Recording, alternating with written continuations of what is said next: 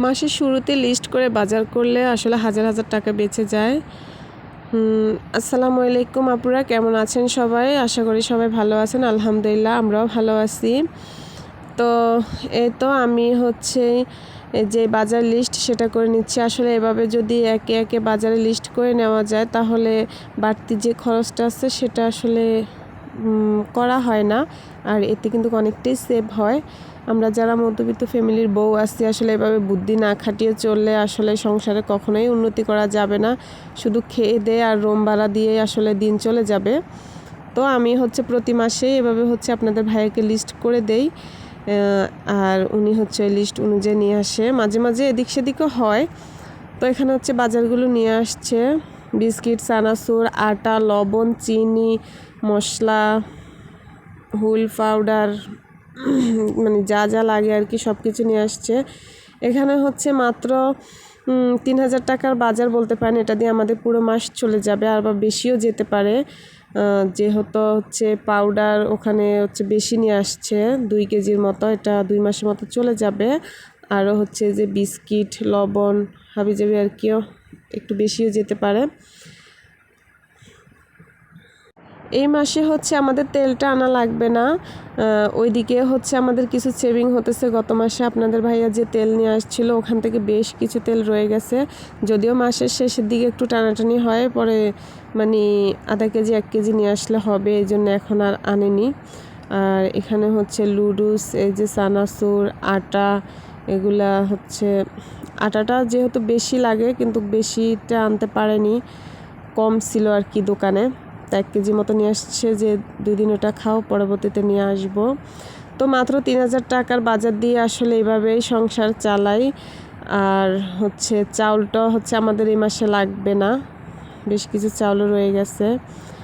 তো আমরা যারা মধ্যবিত্ত ফ্যামিলির বউ আছি, গৃহিণী আছি, তারা আসলে এইভাবেই বুদ্ধি খাটিয়ে না চললে আসলে জীবনে কিছুই করা যাবে না।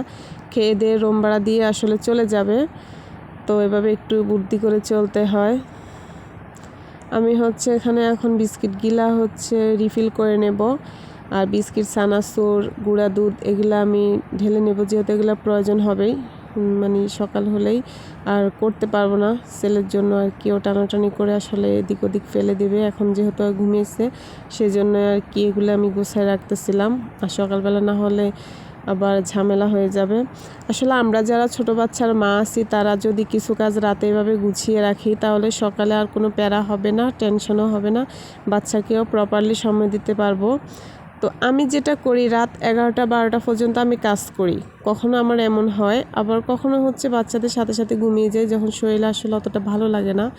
তো সেজন্য দিনের বেলা আমি ওদেরকে অনেকটাই সময় দিতে পারি। এই যে গুঁড়া দুধও আমি ঢেলে নিলাম এখানে। তো আমি এখানে কাজ করি আর আপনাদের সাথে কিছু কথা শেয়ার করি। মানে ইদানিং কি আমার মেয়ের একটা জিনিস আমি লক্ষ্য করতেছি, ও আমি যখন ভিডিওতে বলি কেমন আছেন আমার প্রিয় আপুরা, আমার মেয়ে তখন আবার হাসে যে আম্মু কোথায় তোমার প্রিয় আপুরা, আমি তো দেখি না। মানে কি বলবো, যখনই আমি ভিডিওতে এগুলো বলি মানে প্রিয় আপুরা, ও আসলে ওটা নিয়ে আমার সাথে একটু মজা করে। তার এই যে এখন যেটা দেখতেছেন এটা আমি পরোটার ড্র করে নেব। এখানে লবণ দিয়ে হালকা একটু মেখে নিয়েছি, আর এখন তেল দিয়ে দেব। তেল দিয়েও হালকা একটু মাখবো।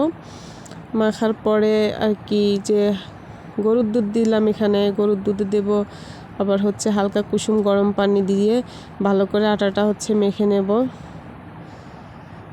তো কথা বলতে বলতে ভিডিওর প্রায় অর্ধেকটাই চলে আসছি, কিন্তু আপুদের কাছ থেকে লাইক চেতে ভুলে গেছিলাম। প্লিজ আপুরা একটা লাইক করে দেবেন। আসলে এটা চাওয়ার কিছু নয় আপুরা, মানে কষ্ট করে আমরা যারা ভিডিও বানাই আর কি, তারা কিন্তু আপনাদের কাছ থেকে বেশি কিছু আশা করেন। একটা লাইক বা একটা সাবস্ক্রাইব, একটা কমেন্ট, অতটুকু কি আমাদের প্রাপ্য না বলেন আপুরা? এত কষ্ট করে আসলে ছোট বাচ্চা নিয়ে ভিডিও করা, এডিটিং করা, ভয়েস করা, আসলে যারা আমরা ভিডিও করি তারাই জানি যে কতটা স্ট্রাগল।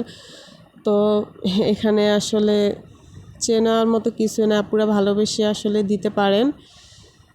আর অবশ্যই আপুরা ভিডিওটি স্কিপ করে করে দেখবেন না, এতে হয় কি নতুন চ্যানেল যেহেতু আমাদের সমস্যা হয় ভিডিওতে, চ্যানেলের গ্রোথটা অনেকটাই কমে যায়। তো এদিকে আটাটা করে আমি এখন চাপা দিয়ে নর্মাল ফ্রিজে রেখে দেব। আর আমি হচ্ছে আবার এই যে একটা রুটি একটা পরোটা হচ্ছে আমি এখানে বেলে নিছি, এখন তেল দিয়ে মেখে নিয়ে হালকা একটু আটা দিয়ে আর কি চেপে চেপে একটু বসিয়ে দিয়েছি, তারপর বেলেই এখানে হচ্ছে পরোটা বানিয়ে নেব। আমার আসলে এই মুহূর্তে ভাত খেতে আর ইচ্ছে করলো না, যে যখন এই পরোটা ড্র করছি তখন মন চায় যে পরোটাই একটা খাই, তো বেশি না একটা পরোটাই হচ্ছে আমি এখানে বানাইছি। আর সাথে হচ্ছে দুধ চা, গরম গরম দুধ চা আর পরোটা খেতে কিন্তু অসাধারণ লাগে, আমার তো ভালোই লাগে, জানি না কার কাছে কেমন লাগে। এখানে হচ্ছে আমার চা পরোটা রেডি, এখন হচ্ছে আমি খেয়ে নেব।